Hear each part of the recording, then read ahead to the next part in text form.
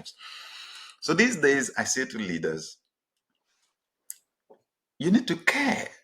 You need to really, really care about people. First, humans are the most valuable assets on our planet. Secondly, humans are the most valuable assets of your organization. You may not write them down on your asset list, but they are your most valuable assets because of their creativity, because of their potential. And then you put two of them together, three of them together, there's synergy. They are the ones actually that make things happen in your organization. Pay attention to them. They have feelings, they have emotions. And what happens to them, both on the job and outside the job, affects their productivity. You're listening to the Black to Business Podcast, an educational podcast providing Black entrepreneurs with the tools and resources to start and grow their businesses. We chat with vetted Black entrepreneurs, thought leaders, and business owners as they provide tips and resources to help take your business to the next level. I'm your host, Monique T. Marshall. Welcome to the Black to Business Podcast. I'm your host, Monique T. Marshall. So I know you've worked really hard to build your business. You've probably worn every hat and maybe even mastered the art of doing it all. But when it comes to leading a team or collaborating with others, it can feel like something's missing. Maybe you've asked yourself, why aren't people staying? Or why is it so hard to get folks aligned with the vision? And systems and strategies matter, yes, but if you're not prioritizing the people behind the process, growth can start to feel frustrating and unsustainable. And for many Black entrepreneurs, especially when resources are tight, it's easy to focus on output over connection.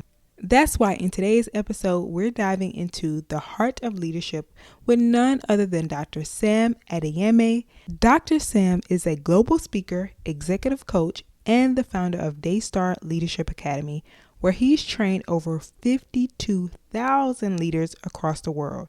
He's spent decades helping high-performing CEOs and entrepreneurs lead with clarity and purpose. What makes Dr. Sam's voice so powerful in this conversation is his deep belief that people, not processes, are your greatest asset. And today, he's breaking down how to shift your mindset, lead with empathy, and build the kind of culture that creates lasting success.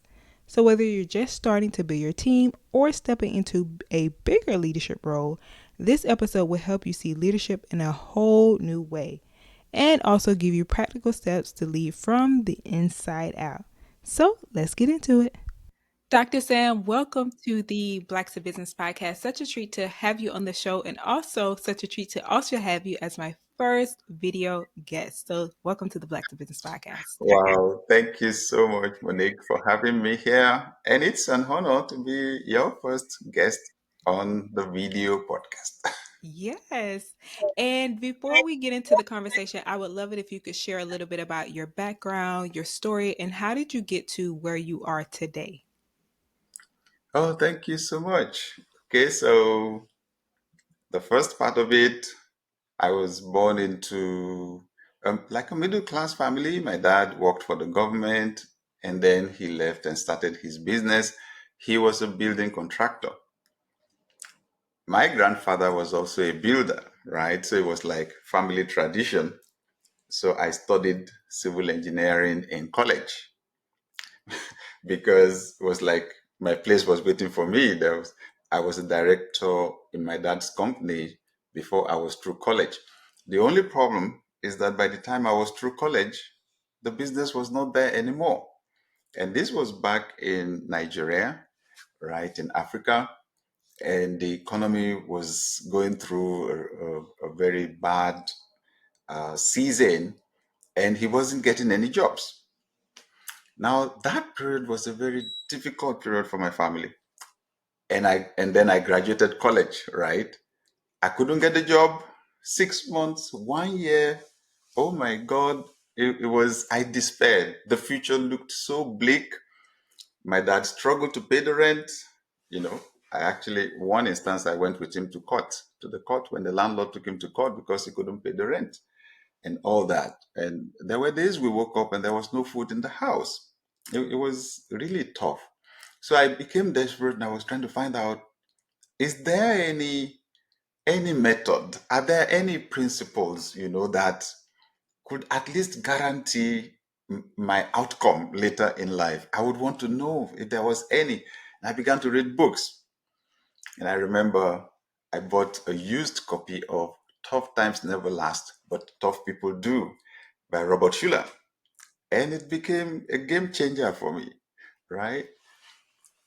If I don't remember anything from the book, I remember this statement: your attitudes are more important than facts. Your attitudes are more important than facts. I said, what? Now remember, I trained as an engineer. Facts are facts. 1 foot is 1 foot, 1 pound is one Right. pound. So what are you saying to me? Attitudes are more important than facts. I had to read the book over and over, and eventually I got it. What you're thinking and how you're feeling is more important than what is going on, because ultimately what is going on will have to adjust to align with what you're thinking and feeling, right? And then eventually I would read Think and Grow Rich by Napoleon Hill, and so on. So really, my life began to change gradually. And not long, just about that time too, an elderly gentleman in my church said to me, there's something about you. Read this book.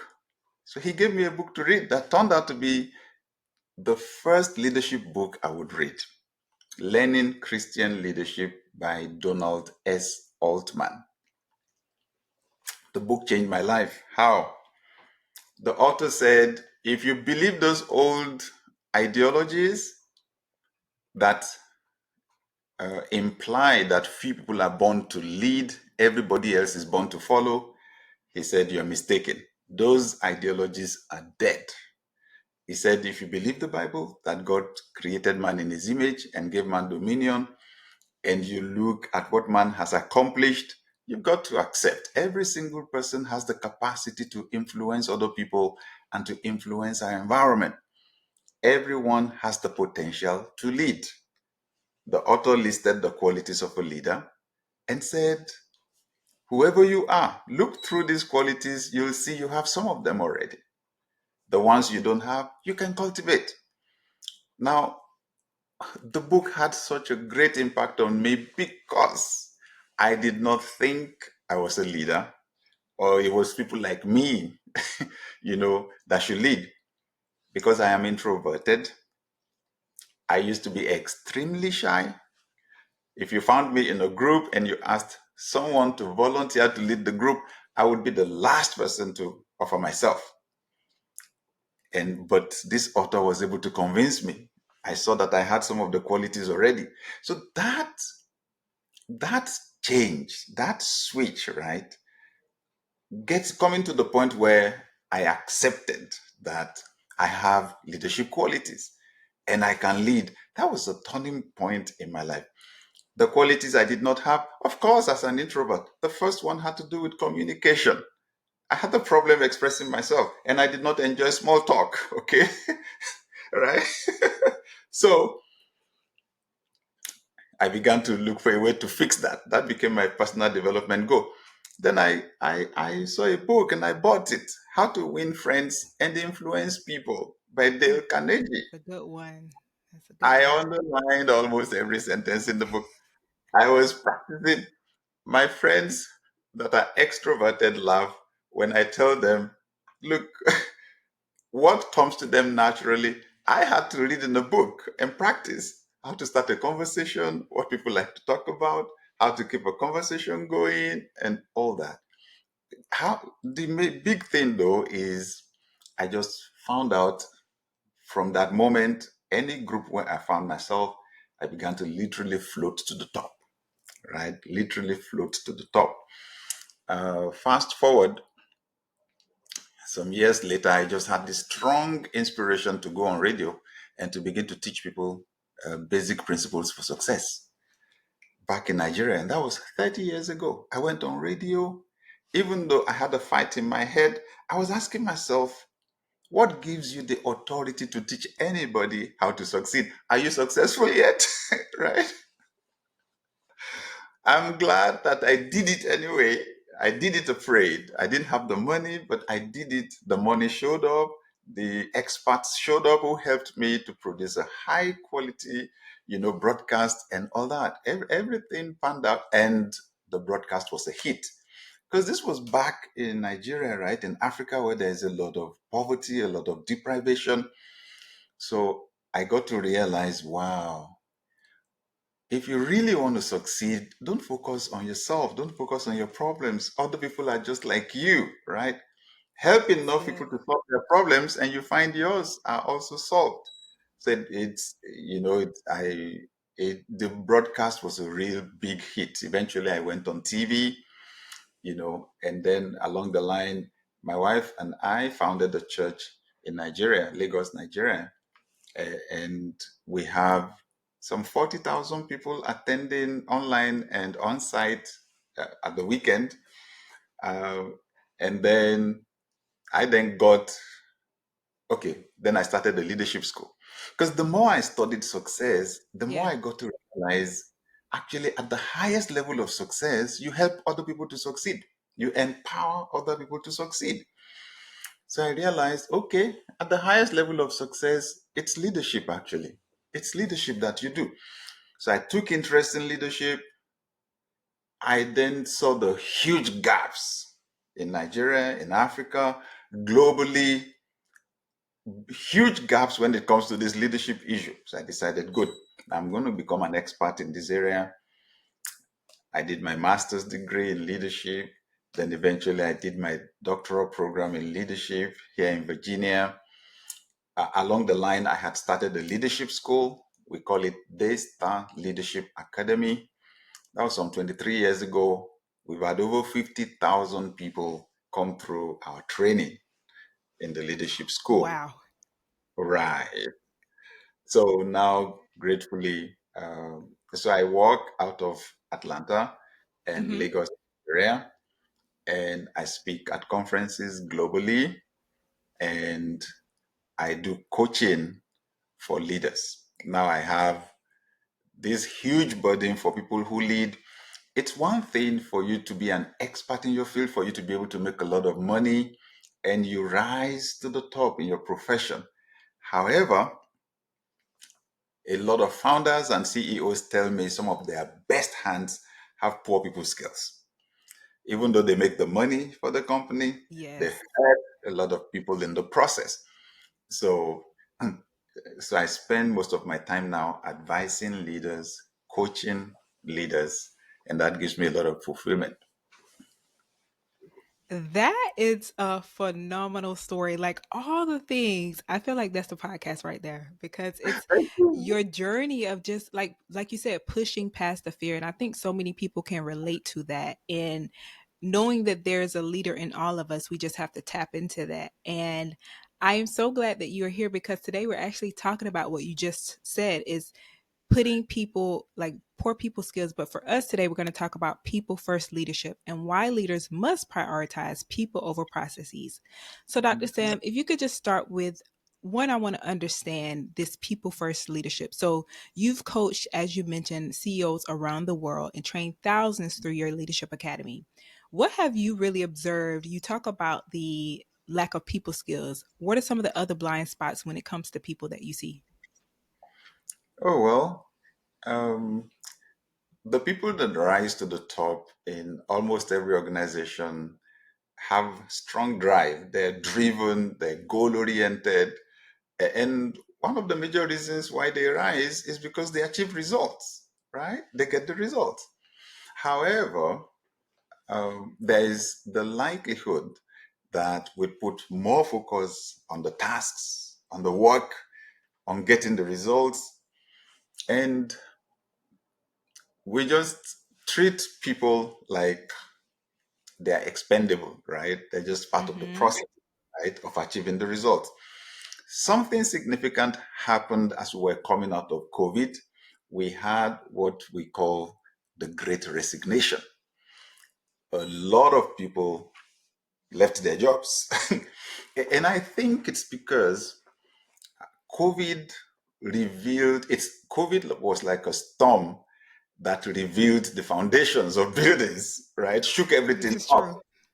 Yeah. The real values of leaders came out during COVID.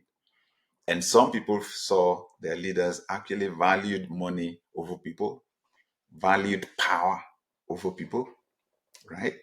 Could be political or whatever. And that was when people just thought to themselves, wow, okay, so these guys actually, they're not thinking for me. They're not thinking for me. I need to think for myself now. I need to make my own choices now, right? And people were just making rapid decisions, right? Radical decisions and making changes in their lives. So these days, I say to leaders, you need to care. You need to really, really care about people. First, humans are the most valuable assets on our planet. Secondly, humans are the most valuable assets of your organization. You may not write them down on your asset list, but they are your most valuable assets because of their creativity, because of their potential. And then you put two of them together, three of them together, there's synergy. They are the ones actually that make things happen in your organization. Pay attention to them. They have feelings, they have emotions. And what happens to them, both on the job and outside the job, affects their productivity, right? So I introduce a word that you don't hear very often in the boardroom, the word love. And I tell Ooh. people, I am not talking about romantic love here, Right, okay? right. Yes. I am talking about you recognizing and celebrating the value of a human being. You know,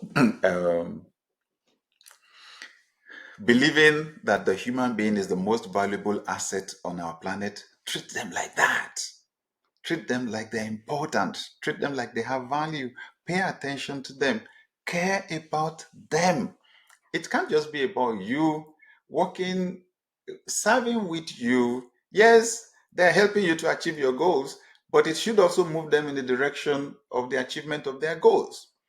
So I say, you've got to have empathy. You've got to be able to understand and feel the way somebody else feels. That way, that's the best way to get loyalty. You know, employers worry a lot, leaders worry a lot about employee engagement. Why is it that some people are so detached from their jobs? Why is it that people just move from their jobs so easily these days? They don't even care, right, about the employer. I said, look, if you love them, they will love you. They will love you back.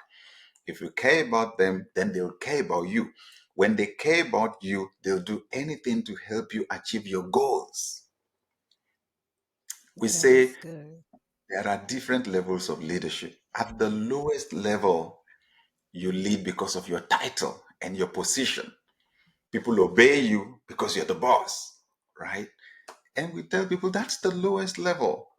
At the next level, which we call permission, that's where they actually are interested in you. They actually love to follow you, right?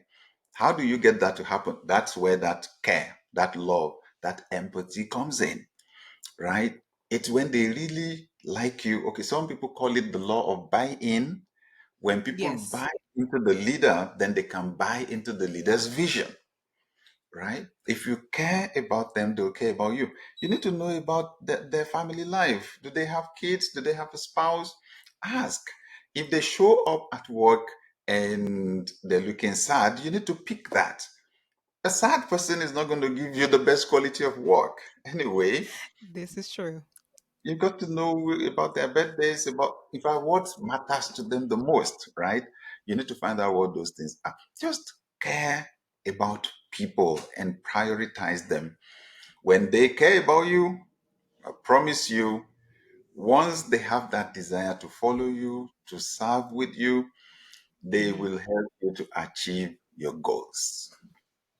So Dr. Sam, I love that you talk about this and this being the basics is being the title.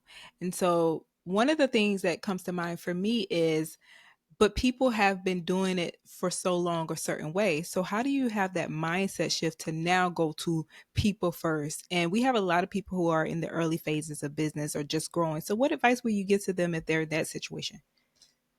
Thank you.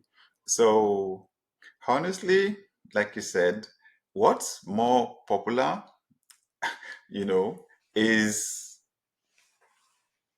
valuing tasks over people, being the boss. In fact, what some of us grew up to know was when you're the boss, people need to fear you. When I Yep. say you need to love the people you lead, you need to care about them. People ask me the question, so what's going to happen with discipline? Will they respect me? Won't they see me as being too soft? I say, wait, what do you think love is? If you really care about the person, you help them to maintain boundaries, right? If you really love a child and you see the child is going to put their finger in fire or going to hurt themselves, you help them to establish boundaries, right? You impose discipline on them, right? You put a deadline on a curfew, right? On when they can come into the house and things like that because you care about them. Nobody lives without boundaries. They're going to destroy themselves, right? So I say, when you discipline a child, it's because you love the child, right? So it's the same thing at the workplace. Just make sure you have clear policies, right? And then when someone breaks the policy, you impose the discipline on the person because you really care about them. They're not going to become CEO living their lives anyhow, right? They're not going to rise. They're not going to fulfill their potential, not doing the right thing. So I say, look, I fired a lot of people. The interesting thing is, I still have relationships with almost all of them because they knew it wasn't out of animosity or hatred. They knew they broke the rules, right? They Right. knew, they Right. knew it was a policy thing, it was a system thing, right? But personally, I gave myself this standard. I never want anyone who serves with me to be in any doubt as to the fact that I care about them. I want them to be clear about that. So I'll say to the person who is just starting, if you find out you don't have the capacity to love people or care about them, maybe you should take a break and go find that capacity because not having it is going to hurt you on the long run, right? Mm, So the starting point, and that's why sometimes it's good to get a coach, yeah. right? If you have to, it's good to have a coach, good to have a mentor, just so they can give you honest feedback, right? Nobody is perfect. We learn, right? We learn. I'm just saying we're more likely to focus on the task part and the processes than on people. And that's what's going to affect a lot of people in their careers. I came across this information many years ago that when you are at the low level in an organization, let's say you're a plumber or electrician or secretary, your success depends on 75% technical skills and 25% people skills. So, in other words, if you're very good on the job, but you have poor people skills, you're likely to still have the job, right? But when you get to supervisor level or manager level, it changes. Your success now depends on 50% technical skills and 50% people skills. Yep. The implication The implication, you may be an expert on your job. If you are not cultivating people skills, it will begin to hurt you. When you hit Hmm. executive level, your success depends on 75% people skills and 25% technical skills. Because now, let's talk about when you become supervisor. Now you're supervising 5 people or 10 people or 20 people. They're not going to give you your goal, your assignment now is not going to be what one person can accomplish. They'll give you what 20 people are supposed to accomplish. Now, if you can't motivate those people, if you can't, get them to be happy, to be enthusiastic about the work, you are going to fail in achieving your targets, right? And then executive grade, they'll kick you out really fast if you can't work with other people, if you can't be a good team player, and so on. So this has really huge implications for the person who's just starting in their career or the person who's just starting their business. the people skills really, really matter. I agree. That makes me think about when people say people don't quit companies, they quit people. And that I believe is so true, especially E- based on what you're saying as well. Yes. Exactly. You are so right. So, one of the major ways that an organization loses Mm-hmm. money when, let's say, a head of department Mm-hmm. making the money is effective, aggressive, driven. However, the people under them are not happy. People exit at the lower level. Yeah. Yeah. And when people exit, you're losing money. When especially good people. Right. Can't have that. And so, with that being said, I want to transition into now talking more about the shifting of the mindset for leadership. So, in your book, Shifts, which is 6 steps to transform your mindset and elevate your leadership, you talk about this mindset transformation that needs to happen. So, what are some of the mindset shifts that a leader must prioritize in order to have people over the systems, and even more so talking about the book? Thank you. Hmm. So, why did I write the book? I wrote the book because I realized that most transformation efforts in our world fail. We want change, we set new goals, but the world is changing much slower than we would love for it to change. And I'm saying this at the personal level, at the organizational level, and at the national level. Change happens slowly. I mean, like a lot of us made New Year resolutions at the beginning of this year. And if we Yep. ask, so how many of those resolutions have we been able to I'm achieve? trying to think. Right? For a lot of people, within the Right. first 2 or 3 weeks, the resolutions are gone. And that made me to look back over my own experience. How have I been able to Hmm. experience transformation to be able to get to this point? And it came down to the mindset, right? I read in the book As a Man Thinketh by James Allen.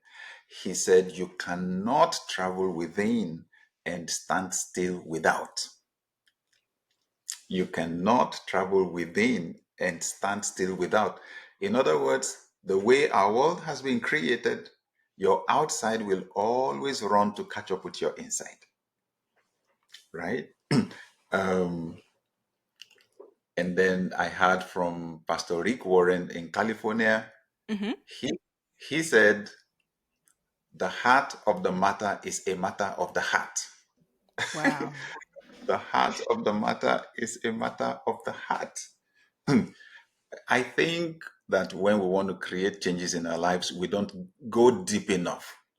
We think if we Hmm. just, if I could just do this, I'll get some big results. And then we try this, it doesn't work. Then we try something else. Then we try something else. But then I heard something from Les Brown also many years ago. Oh, He yes. said, he said, for you to do something you have never done before, you need to become someone you have never been before. That's a word. To support that point, Hmm.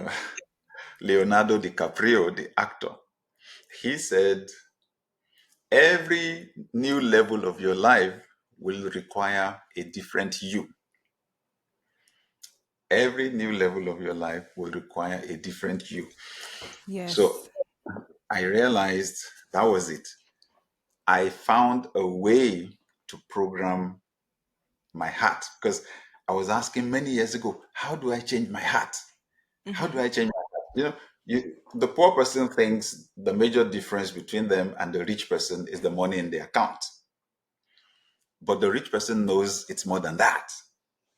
It's insight. It's who they think they are and how they see the world, how they interpret situations and circumstances. What somebody calls a problem is what the entrepreneur sees as an opportunity, right? Yes. You actually get money in exchange for value, for giving value, for solving problems, right? Hmm. So, how do I change my heart? And while reflecting on the things I was reading and the power of the mind, the power of the imagination, The fact that what you see with your inner eyes today is what you will see with your outer eyes, your physical eyes tomorrow. And then I just hit this basic understanding. Should I even call it a principle? That what you see and hear consistently over time will go inside. It will enter your heart. So I tested it. I wrote goals on plain sheets of paper, stuck them on the wall in my bedroom so I could see them every day. When I was to go on radio, I had no idea where to get the money from, airtime and production for the first quarter. I just took a small postcard. I wrote the amount of money on it. I wrote a radio Mm-hmm. broadcast and I gave it a deadline and stuck it on the wall in my bedroom. Of course, eventually I got the money. Yeah. And then the next one I put there was for a car. And I got the car. I got the exact amount I wrote there. I got the model. I got the color that I wanted. It was like, wait, is this some coincidence or something? Looks like this thing is working. Next, Yes. I took that off, printed a car from the internet, put it on the wall, a Toyota Camry. I got the car. Eventually, my wife and myself, we put the picture of a house on the wall, and she trained as an architect. She actually drew out the plan of the house with pencil. We Wow. stuck it on the wall. We got the house. I said to myself, if this thing works for cars, then it should work for cash. I tore a check leaf from my checkbook, wrote my name on it, wrote an amount of money I'd never gotten. 1 year later, I checked my records, I'd gotten the money. Wow. So, wow. So that's how I got to develop that firm belief that whatever you Right. see and hear consistently over time will enter your heart, will go into your subconscious. And once it gets in there, Mm-hmm. it takes on a life of its own, puts your life on autopilot. Mm-hmm. One of the major reasons why people don't experience transformation is because we set goals and those goals don't agree with the programming, the habit, Mm-hmm. That is true. right? The habit. We call it second nature. Yeah. It helps you to think without you thinking. I read the book Atomic Habits by James Mm-hmm. Clear, and he said when the conscious mind faces a challenge or learns something and creates a solution or learns something new, and you do it and it becomes monotonous, it becomes repetitive. He said the mind pushes it down to the subconscious. And once it gets to the subconscious, it takes on a life of its own, right? Mm-hmm. That programming process is what my book is built on. Shifts is actually an acronym. It's a transformation methodology. The S is for see, the H is for hear, the I is for insight. And so I'm saying to people, this principle controls whole industries. It controls the advertising industry. They know they just need to roll the advert on the TV over and over, on the radio over and over. They just need to put it on the internet so you see it over and over. It works. You're going to buy something, right? Because somewhere along Yes. the line, you go in there. Yeah. This principle controls the schools because what we go to do in school is see and hear every day. Eventually, it goes in there. It actually shapes whom you become. Yeah. It controls the entertainment industry, the movies. That's why they're so powerful, right? Our daughter, one of our daughters, when she was in high school, she was coming home on break for a few days. It was a short break, and she asked if she could bring her friend who came from Croatia, from Europe. And we said, fine. So when they came home, so her friend was speaking clean English, right? So my wife asked the young lady, you did your elementary school in Croatia. Did they teach you in English in Croatia? She said, no. So how did you learn to speak English? She said, oh, by watching American movies. Yeah. Hey, that got my attention. Yes. Then the young ladies said they wanted to go shopping. So we were taking them to the shopping mall. They requested we pick their friend. who was staying with another family. And that friend came from Vietnam. When the young lady got into our car, she was speaking clean English with clean American accent. So my wife asked her, wait, did they teach you in Mm-hmm. English in your country before you came to the US? She said, no. How did you learn to speak English? She said, oh, by watching American movies. Oh my God. That is, It's powerful, right? it is. So we think, oh, it's entertainment. We're just enjoying ourselves. We're just watching a movie. And I'm saying to people, it is programming your life. It is programming you on the inside. And that inside is going to control what's going to happen to you on the outside, right? So music is that powerful also. You just find yourself singing a song, you did not intentionally memorize it. It already got in there. It got in there, right? Yeah, So I'm now saying to people, be intentional about what you see and hear. Be choosy, right? let's You go. should only focus on what you want to see in your future, right? Print some pictures from the internet, right? Stick them on the wall. Have a vision board and all that. So the S is see, the H is here, the I is insight. I say all that information that is coming in, take time to do deep reflection. Take time to meditate. When you do, you'll suddenly recognize patterns. You'll suddenly establish connections, cause and effect connections. Maybe you're reading somebody's story and then the light just comes on. It's like, oh my God, it's because she did this that she got that. Wow. Now, what she got is what I'm trying to get. But I've not been doing what she's doing. Okay, okay. Instead of doing what I'm doing, I'll now begin to do what she's doing. That takes us to the F. That's formulate. That's decision making. When you gain insight, when you gain understanding like that, then you begin to change insight.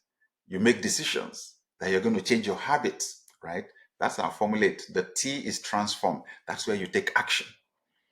You take action, right, on your new decision.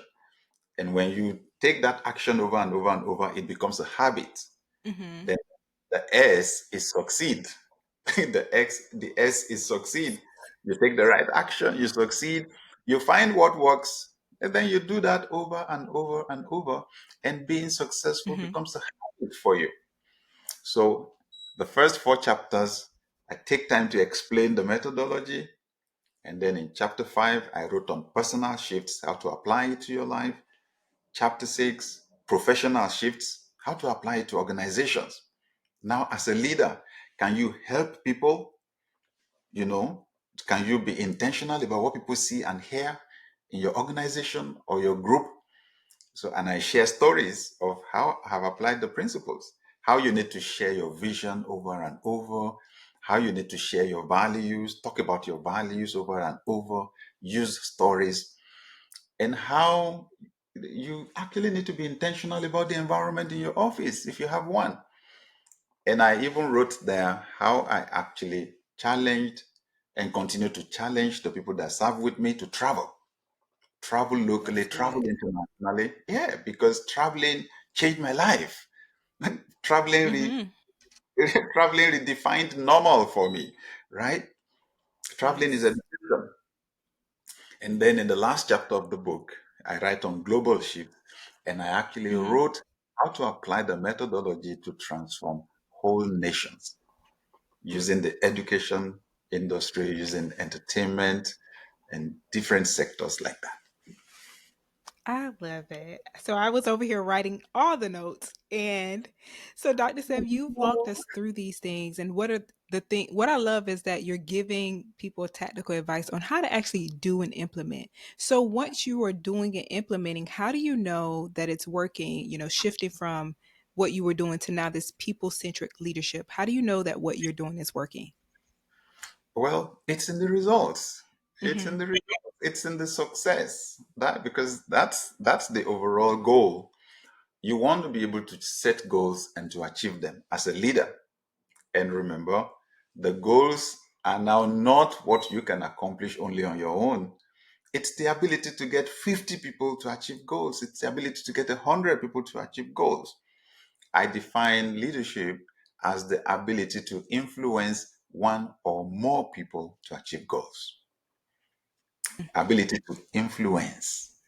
Once you bring the word down to influence, Yes. then you realize leadership happens at all levels, it happens everywhere, right? So, and you can continue to expand that capacity. Mm-hmm. So, from being the shy young man, I can now influence thousands and probably millions of people because on social media, my following is over 3.5 million, right? Mm-hmm.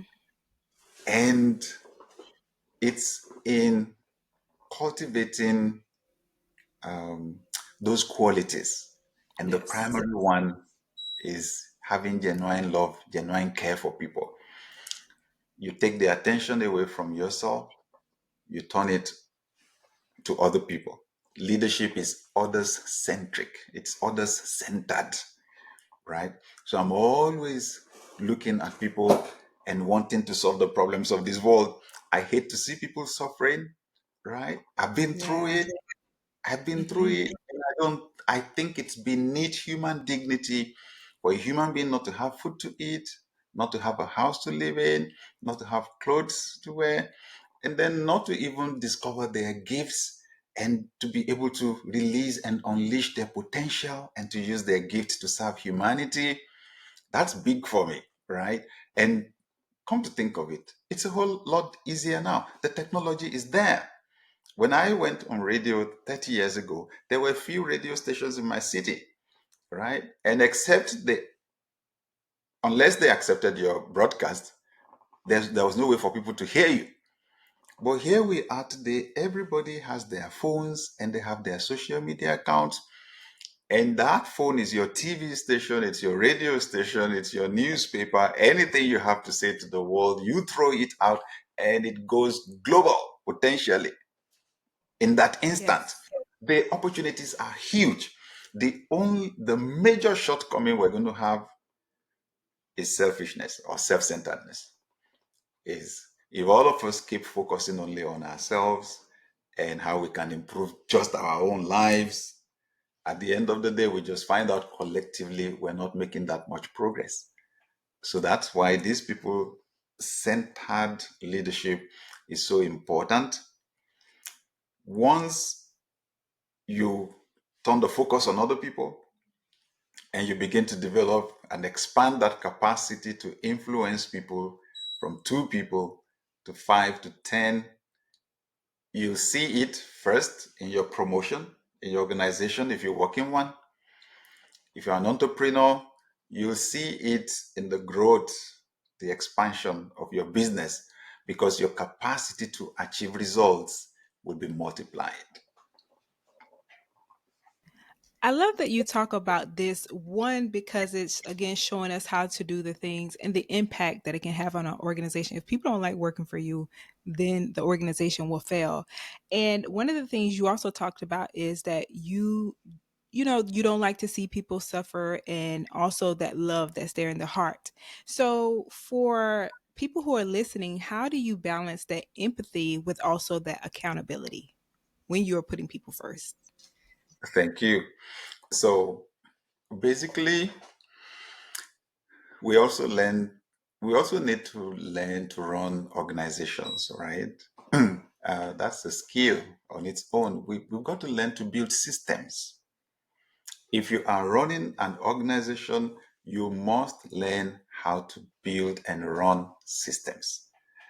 Organizations behave like living organisms. It's like they have a soul, right? And that soul, that's the intangible part. That's where the vision comes in. That's where the mission comes in. That's where the values come in, right? Um, and since organizations behave like living organisms, organizations function the way the human body functions. It runs on systems. We have the uh, respiratory system, the digestive system, the nervous system, the skeletal system. It's all systems. And a system is a group of parts that fulfill a function. So I'm sorry that most people don't think systems, they only think parts. So if I say I'm breathing, the person that thinks parts will only think about the nose. The one that thinks systems will think everything from the nose down the windpipe, the lungs, and everything that takes in oxygen and takes them out, Right. right?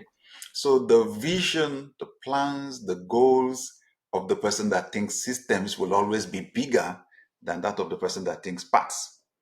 In an organization, the person that thinks parts will always work for the one that thinks systems. Anyway, let me bring it down, make it simple for the entrepreneur who's running a small business.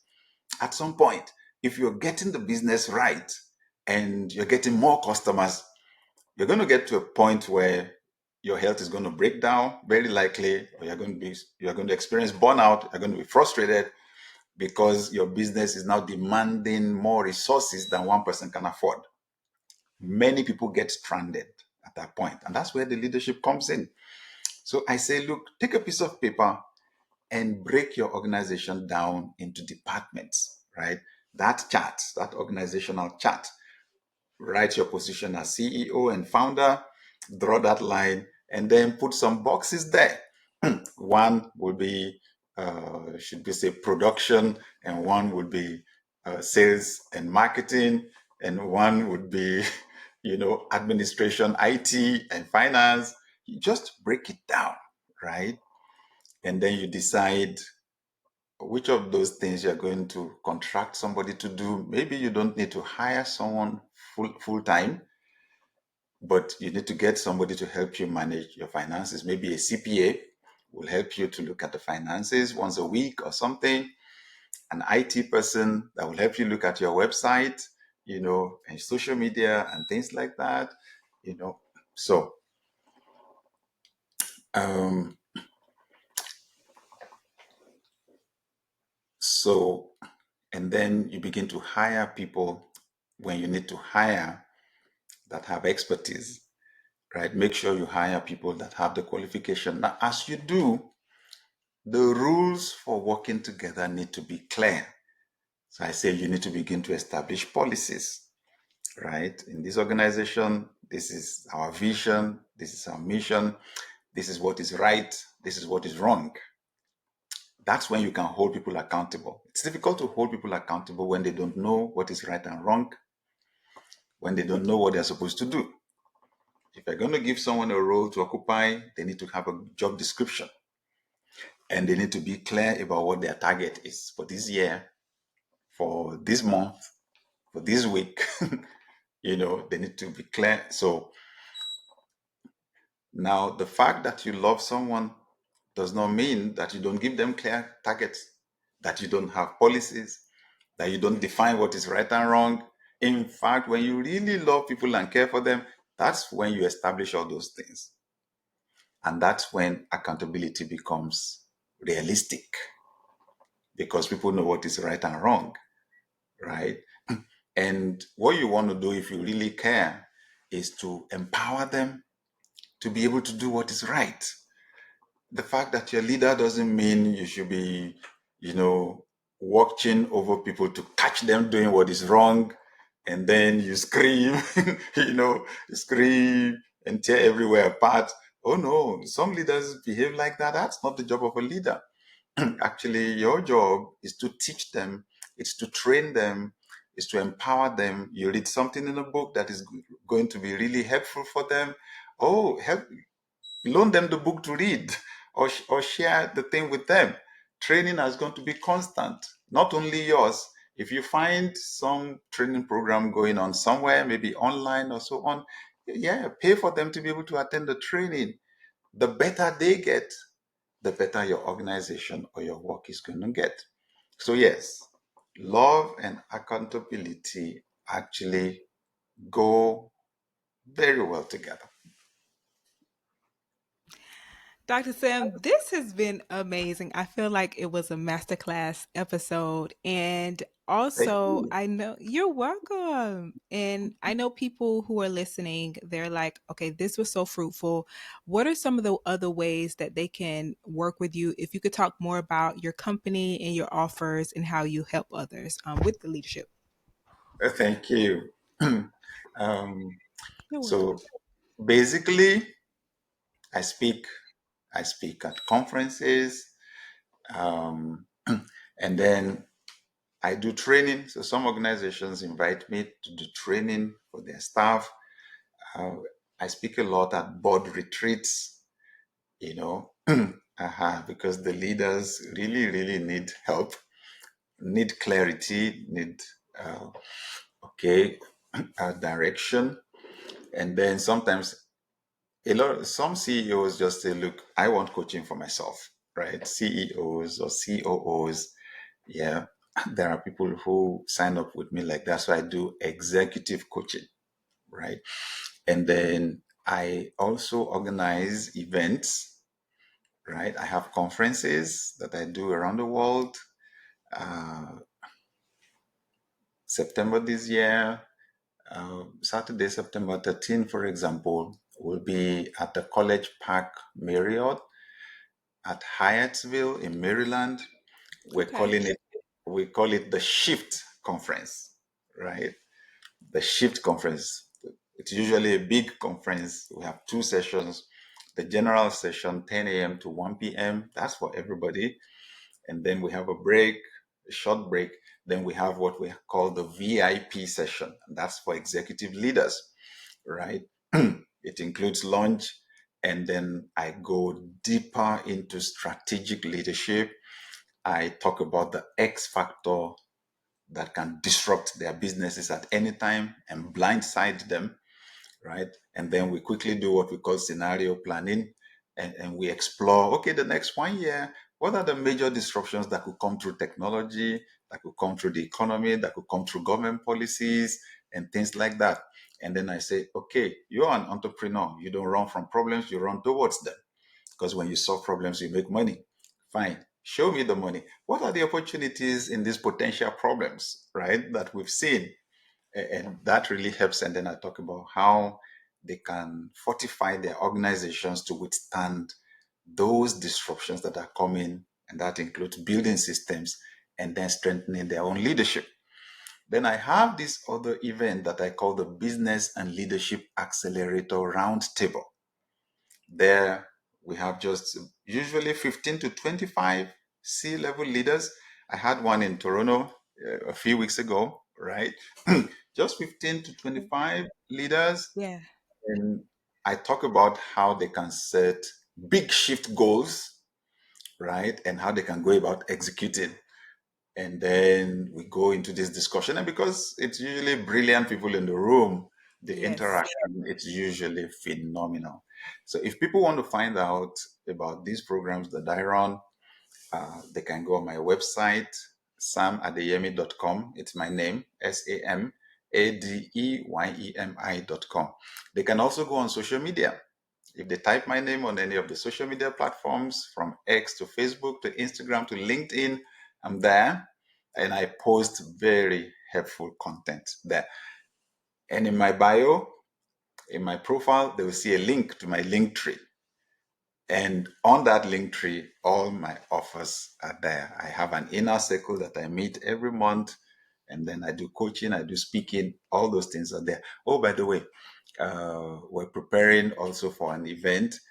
That's my highest level training, maximum 20 founders and CEOs.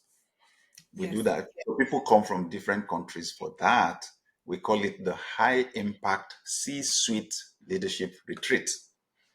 And the next one will be holding in Dubai in the UAE.